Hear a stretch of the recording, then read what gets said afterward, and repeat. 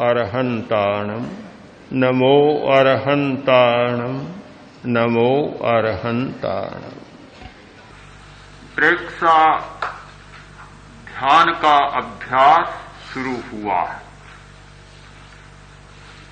सहज ही आपके मन में प्रश्न होगा, ध्यान क्यों? प्रयत्न को छोड़कर अप्रयत्न क्यों? सक्रियता को छोड़कर निष्क्रियता क्यों? और चेष्टा को छोड़कर यह निश्चेष्टता क्यों? बड़ी कठिनाई से पुरुषार्थी होता है आदमी, बहुत आलसी होता है, मुश्किल से वह पुरुषार्थी होता है, उसका पराक्रम जागता है, प्रयत्न करता है।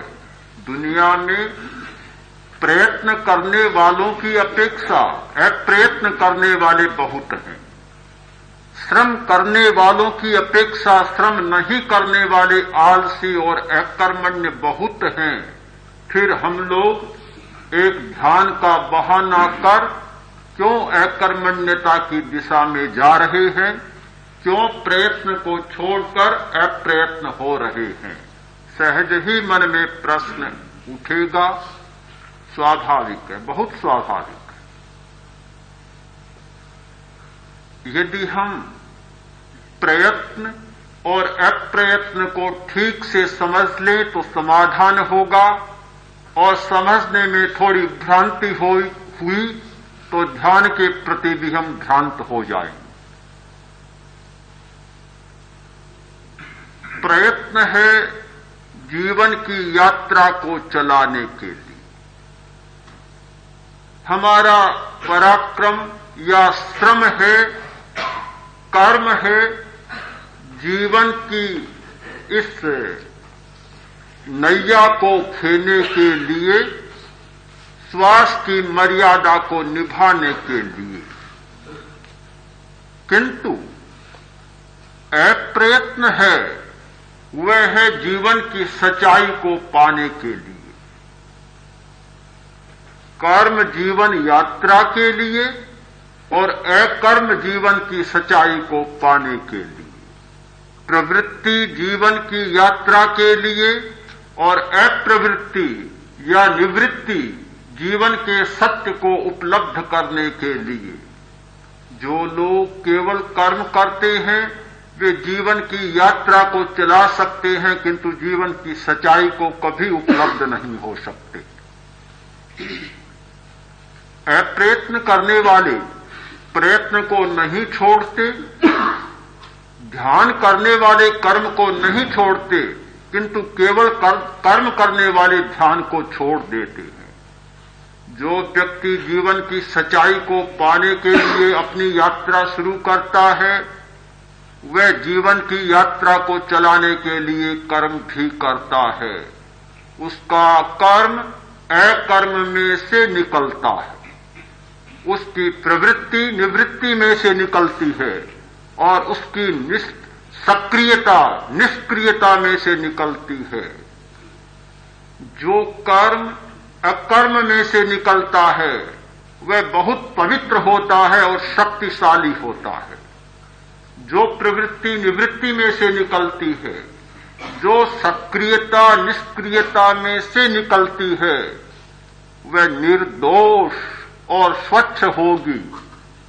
कर्म में सारे दोष इसीलिए आए हैं कि वे कर्म में से कर्म निकल रहे हैं, प्रवृत्ति में से प्रवृत्तियां निकल रही हैं, और जब प्रवृत्ति में से प्रवृत्ति निकलती है, कर्म में से कर्म निकलता है, तो हम केवल कर्ममय बन जाते हैं। फिर हमारे लिए कर्म साध्य बन जाता है, साधन नहीं रहता। कर्म साधन है, हमारे जीवन का साध्य नहीं है। प्रवृत्ति हमारा साधन है जीवन यात्रा का, किंतु साध्य नहीं है। किंतु जब प्रवृत्ति में से प्रवृत्ति निकलना शुरू हो जाती है, कर्म में से कर्म का फल लगना शुरू हो जाता है, तो फिर कर्म साध्य बन जाता है, साधन नहीं रहता। इतना ही अंतर है। ध्यान करने वाला व्यक्ति कर्म को, प्रवृत्ति को साधन मानता है जीवन यात्रा का, और ध्यान नहीं करने वाला व्यक्ति कर्म और प्रवृत्ति को साध्य मानने लग जाता है। एक बहुत बड़ी भ्रांति जीवन में पल जाती है। हम एक प्रयत्न क्यों करें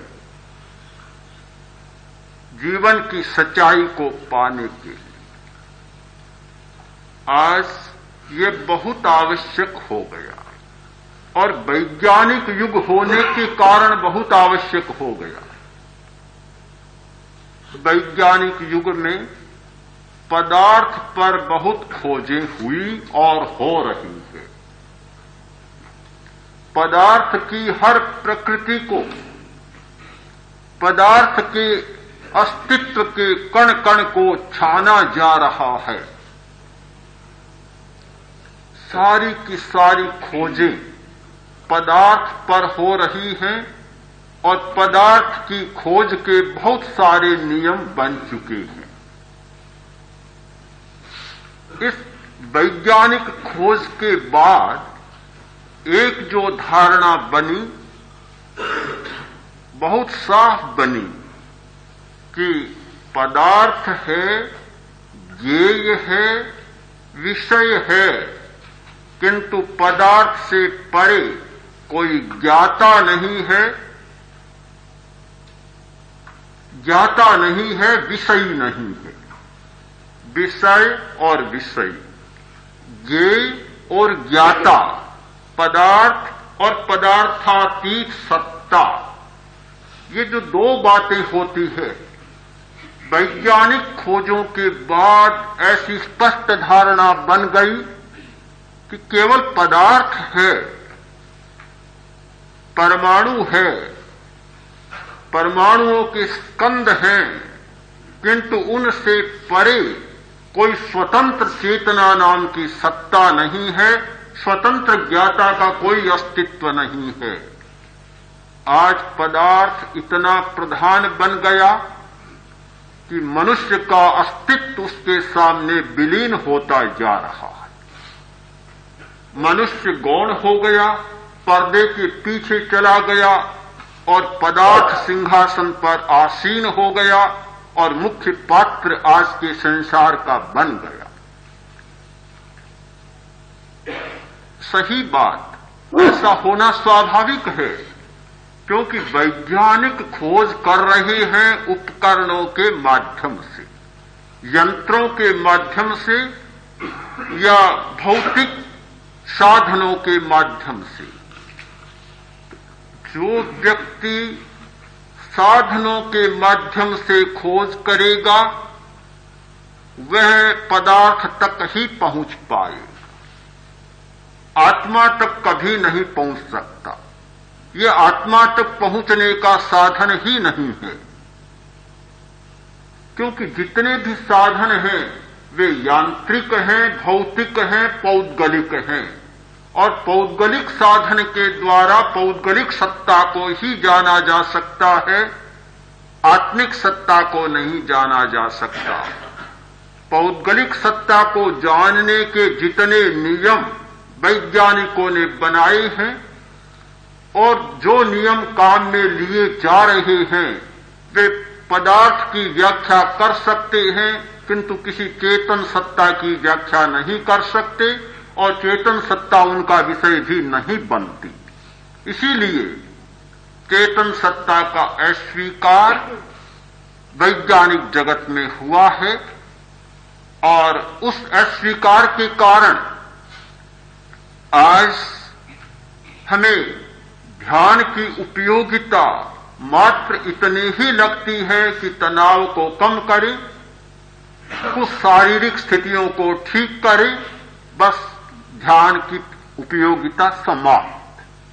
किंतु हमने जो ध्यान शुरू किया है, केवल तनाव को कम करने के लिए शुरू नहीं किया है। मैं मानता हूं कि ध्यान से तनाव भी कम होता है, स्नायुविक तनाव, मानसिक तनाव और भावनात्मक तनाव, इमोशनल टेंशन, मेंटल टेंशन, और फिजिकल टेंशन, ये सारे तनाव हमारे समाप्त होते हैं। ध्यान के द्वारा स्वास्थ्य में परिष्कार होता है, सुधार होता है। हाई ब्लड प्रेशर में भी सुधार होता है, रक्तचाप संतुलित हो जाता है। किंतु केवल रक्तचाप को संतुलित करने के लिए, केवल बीमारियों को मिटाने के लिए, स्वास्थ्य को ठीक करने के लिए, तनाव को समाप्त करने के लिए ही ध्यान हो तो हमारी ध्यान की यात्रा बहुत छोटी होगी और ध्यान हमारे लिए एकमात्र शरीर की स्थिति को स्पष्ट करने का और स्वस्थ करने का साधन मात्र होगा। इससे ज्यादा ध्यान को कोई मूल्य नहीं दिया जा सकता।